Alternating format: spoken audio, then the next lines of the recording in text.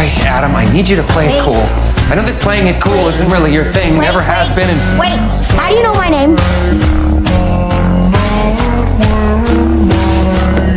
You're Adam Reed, born February 10th, 2010. Your parents are Ellie and Lewis Reed. Lewis would have died about a year ago. You don't play any sports because of an acute asthmatic condition. Plus, you're freakishly small for a 12-year-old. You go to Franklin Middle School, where you've been suspended 2, maybe 3 times for fighting, which is ironic because you can't fight to save your life. Stupid!